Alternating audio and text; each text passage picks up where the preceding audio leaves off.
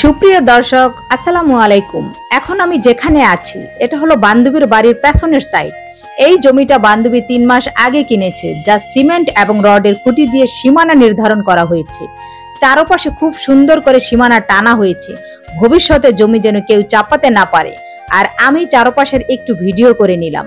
তখন ছিল ঠিক দুপুরবেলা, খুব রোদ, সেই লেভেলের গরম পড়েছে। আর বাড়ির পেছনের সাইডে ওরা কাপড় শুকানোর জন্য ব্যবহার করে, তাই সন্ধ্যা নামার আগে কাপড়গুলো নিয়ে আসছে।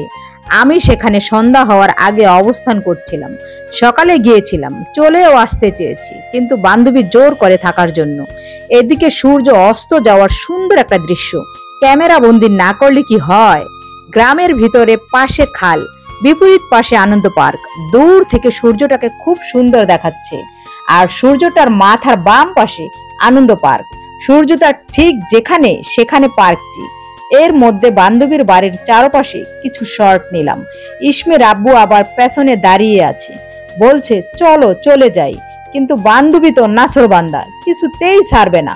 ও তো বাচ্চা নিয়ে কাজ তেমন ঠিকঠাক ভাবে করতে পারে না, তাই তার মাকে নিয়ে এসেছে বাবুটা রাখার জন্য। আর সামনের অংশ তো ভিডিওর শুরুতে দেখিয়েছি, রোডের সাথে টিনের ঘর। এখানে আছে 12% জমি, প্রতি শতাংশ 1,20,000 টাকা করে কিনেছে। কোনো মতে 3 রুম করে চলে এসেছে।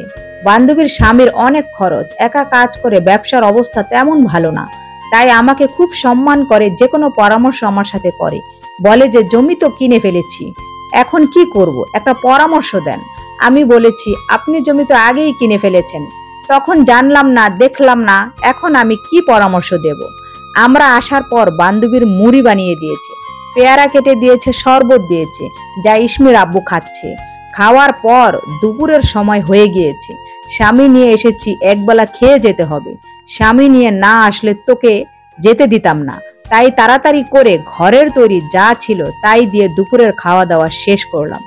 ঘরের লেবু, মুরগি, কচু শাকের ভর্তা দিয়ে চুলায় রান্না করা খাবার, আহা সেই স্বাদ। বান্ধবীকে আমি বেশি ঝামেলা করতে দেইনি।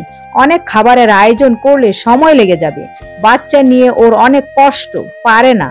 নতুন বাসা, সব মিলিয়ে আপনার ঘরে যা আছে তাই দেন, আমি থাকবই না, চলেই যাব, এটা আমি বলেছি। ইসমির আব্বু তো আবার আসার পর হতে বলছে চলে যাই চলে যাই, কিন্তু আমি পড়েছি গ্যারাকলে। বান্ধবীর কথা ফেলতেও পারি না, ইসমির আব্বুকে কিছু বলতেও পারি না। ইসমির আব্বু বলে বাচ্চা নিয়ে অনেক কষ্ট, তাকে আমরা কষ্ট দিতে চাই না। বান্ধবী বলে প্রতিদিনই তো কষ্ট করি, একদিন না হয় একটু বেশিই কষ্ট করব। যদি যেতে চাস তাহলে সন্ধ্যায় যাবি। কথা রাখতে গিয়ে আমি পড়লাম ঝামেলায়। যাই হোক, খাওয়া দাওয়া করতেছি। এদিকে ইসমির আব্বু বলে চুলায় রান্না খুব মজার হয়, তাই ইসমির আব্বু মুখে স্বাদ নিয়ে খাচ্ছে আর বলছে বাড়িতে তো আমরা আজীবন মাটির চুলায় রান্না খেয়েছি, গ্যাসের রান্না আর মাটির চুলার রান্না তফাৎটা অনেক। সকালবেলা আবার বাবুটার মনটা খারাপ ছিল, বাবুটার জ্বর, এখন আবার বাবুটার মনটা অনেক ফুরফুরে দেখছি। খাওয়া দাওয়া শেষ করে আমরা এখন বাড়ির উদ্দেশ্যে রওনা হব। বান্ধবী বলছে এখানকার বাজারে বল দিয়ে অনেক পিওর তরি তরকারি ফল বিক্রি করে, ভালো জিনিস দেখলে তোমার আবার হুঁশ থাকে না। আমি বললাম ভালো জিনিস সবাই খেতে পারে না, কৃপণতার জন্য, তাই চলে আসলাম। আর কি কি কেনাকাটা করলাম সেটা ভিডিওতে দেখতে পাবেন। ভালো থাকবেন। আসসালামু আলাইকুম ওয়া রাহমাতুল্লাহি ওয়া বারাকাতুহু। আল্লাহ হাফেজ।